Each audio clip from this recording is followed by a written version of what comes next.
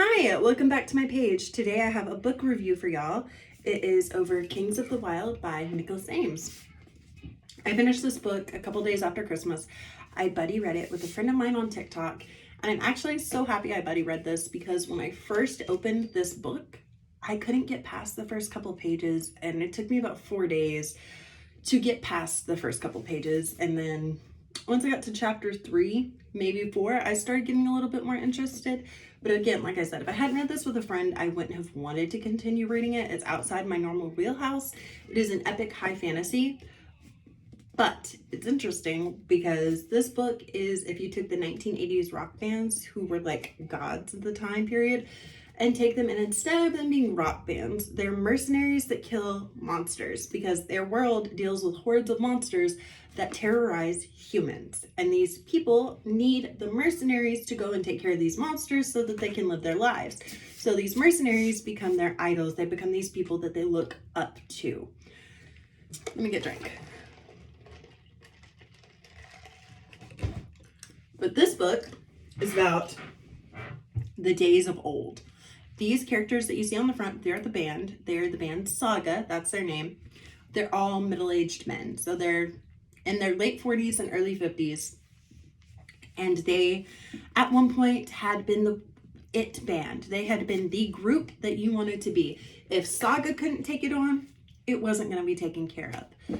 But then they all retired. Some of them got married. They had children. One of them got turned to stone and was in a pit because he committed a crime. And time has just flown by. It's 19 years after their last tour. And the leader of the band, the frontman, his daughter is now in peril. And the band has to get back together to go and save her. So that is where we wind up with these guys. And when we meet them. And I enjoyed this because I normally see books told from the young person's perspective, and it's in the moment that stuff is going on. And so it's not the days of glory. And I enjoyed seeing these older characters come together, and they're having to fight things like their bodies have literally gotten old. They are having problems moving. It hurts. They're not these young guys who can just go and kill a dragon and then stay up all night and wander through the wilderness and it doesn't hurt. I don't have a scratch on my bone. No, now they actually have to be conscientious and thoughtful with what they do in their actions because of their age. And it has given them wisdom along with their still willingness to fight and their camaraderie. Their camaraderie is one of my favorite things in this book. The humor is a little bit immature and childish at times, but I feel like it fits. There's this part where they use, and this isn't going to be a spoiler, there's a wizard, as I think most bands would have, who makes potions for erectile dysfunction.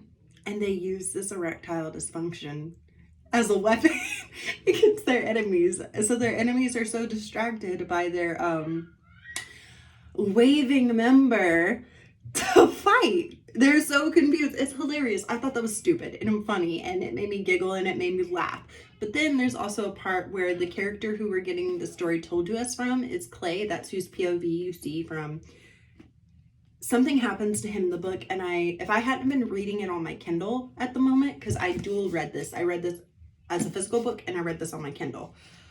I would have thrown my physical book with what happened. Like, it upset me so much. I got so upset. I was like, no, the author cannot do this to us at this point in this book. You're kidding, right? You are kidding. And I was like, I just could not in that moment. But I kept pushing through, and I was really happy to see how it ended. There's this cool person that joins them. I don't think this will be a spoiler, but she's a badass female assassin, and she's called a Deva. I really hope I say that creature right, named Larkspur. And she has these 5 grown-ass men scared of her. They are terrified of this girl. And she became one of my favorite characters in the story. I would love it if Nicholas Ames would turn a book out about her, because he has more coming in this. He has the story of our frontman Gabriel's daughter Rose, that's going to happen, and I can't wait to see that. It's going to be interesting. But there was also another character in here that was a female character who she actually robs them at one point, named Jane and the Silken Arrows. I would love to see Nicholas Ames give Jane and the Silken Arrows their own story arc as well. That would be really cool to see. But this book, also the camaraderie of people who, even though they've been apart for 19 years, the way that they come together and they still feel like a family, even though they have to deal with the difficulties of like getting to know each other again in some ways and seeing how life has changed them, is nice. It's nice to see that despite the distance and the time, they have maintained who they are as people, and just how willing you are to help that person that you have known for a very long time in your life. I loved it. That's part of my favorite reasons why I was so into this story, is because of the camaraderie between these group of men. They just captured my heart, and I really felt the love for all of them. I just enjoyed it. It was a 5-star read for me, and I feel like I'm doing a terrible job of telling you about this book. It's just something I think you should read. The themes in this book deal with fallen glory and what it was like at that point in your life. And also for the younger generation of mercs that are in this, they're talking to them and are saying, do you want false glory? Do you want this fake sense of glory that you haven't earned because you haven't really put in the work? I enjoyed that, talking to them and saying that you can carry the same torch we had, but you have to actually try for that torch. You can't just ride on the backs and in a way be a coward. If you want true glory and want to really stand for what you say you stand for, which is protecting the people of our country, our world. That part was definitely heartwarming to me and inspiring. And honestly, I've talked way too much, so I just say go check this out.